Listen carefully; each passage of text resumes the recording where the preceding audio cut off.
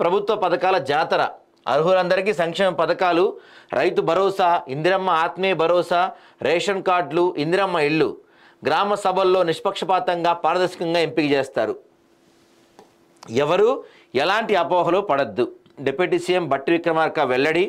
పలు అభివృద్ధి కార్యక్రమాలకు శంకుస్థాపన, ప్రారంభోత్సవాలు.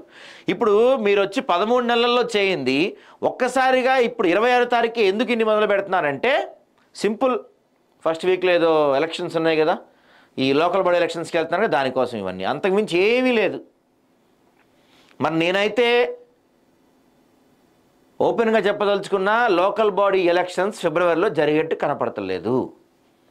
నిన్న కొంతమంది బీసీ సంఘ నాయకుల మీటింగ్ జరిగింది. ఆఫ్ ద రికార్డులో వాళ్ళు మాట్లాడుకున్న మాట ఏంటంటే, మనకి అనుకున్నట్టు వీళ్ళు ఏదైతే చెప్పారో బీసీలకు ఇంత రిజర్వేషన్ ఇస్తామని చెప్పి అదైతే ఇచ్చేట్టు కనపడతలేదు ఈ ప్రభుత్వం. కాబట్టి అసలు ఈ జరిగిన ఈ కులగణన పైనే కేసు వేద్దాం అనుకుంటున్నారంట వాళ్ళు కొంతమంది. సో ఒకవేళ వాళ్ళు కనుక కులగణనపై కేసు కనుక ఫైల్ చేస్తే స్థానిక సంస్థల ఎన్నికలు ఆగిపోతాయి. మరోసారి కులగణన చేయమని కోర్టు కనుక ఆర్డర్స్ ఇస్తే కనుక మళ్ళీ రెడ్ వచ్చే మొదలే. ఎలక్షన్స్ ఇప్పుడప్పుడే కావు. మరి చూద్దాం. తెలంగాణ రాష్ట్రంలో ఈ నెల 26న ప్రభుత్వ పథకాల జాతర మొదలు కానుందని డిప్యూటీ సీఎం బట్టి విక్రమార్క అన్నారు.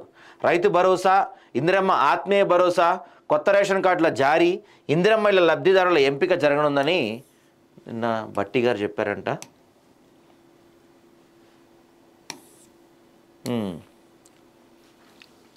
సో ఆదివారం ఖమ్మం జిల్లా బనిగండ్లపాడులో పలు అభివృద్ధి కార్యక్రమాలకు డిప్యూటీ సీఎం శంకుస్థాపన, ప్రారంభోత్సవాలు చేశారు. ఈ సందర్భంగా బట్టి విక్రమార్క మాట్లాడుతూ రాష్ట్రంలో అర్హత కలిగిన ప్రతి కుటుంబానికి ప్రజాప్రభుత్వం రేషన్ కార్డు ఇస్తుంది.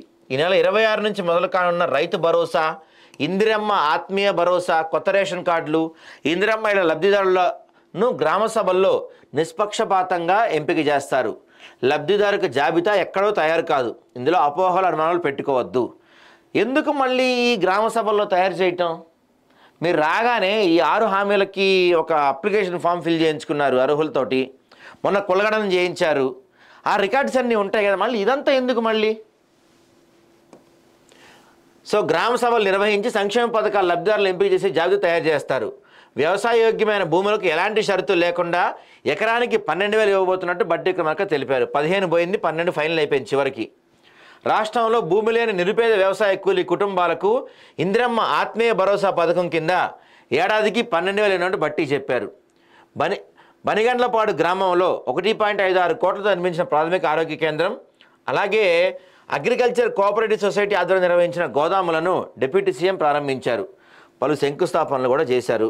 మొత్తం మీద ఈ బనిగండ్లపాడు శిథిలావస్థలో ఉన్న ప్రభుత్వ జూనియర్ కళాశాలను పునర్నిర్మించి పూర్వవైభవం తీసుకొస్తాం. బనిగండ్లపాడుకు ప్రాథమిక ఆరోగ్య కేంద్రం, జూనియర్ కాలేజ్ తీసుకువచ్చి మాజీ మంత్రివర్యులు సీఎం సిద్ధారెడ్డి గ్రామానికి పేరు ప్రఖ్యాతులు తెచ్చారు. కట్టలేరు bridge నిర్మిస్తాం. Madhira link road Errapalem నుంచి బనిగండ్లపాడుకు రోడ్డు విస్తరించి బనిగండ్లపాడు సెంటర్ను పాయింట్గా అభివృద్ధి చేసిన ప్రణాళిక చేసినట్టు తెలిపారు. బనిగండ్లపాడులో నూతనంగా ప్రారంభించిన ప్రాథమిక ఆరోగ్య కేంద్రం, ఎర్రుపాలెం 50 పడకల ఆసుపత్రితో ఈ ప్రాంత ప్రజలకు మెరుగైన వైద్య సేవలు అందుతాయని బట్టి చెప్పారు. అంతకుముందు ప్రాథమిక ఆరోగ్య కేంద్ర ప్రారంభోత్సవానికి వచ్చిన డిప్యూటీ సీఎం బట్టికి ఆశా వర్కర్లు, ఏఎన్ఎంలు, వైద్య ఆరోగ్య సిబ్బంది ఘన స్వాగతం పలికారు.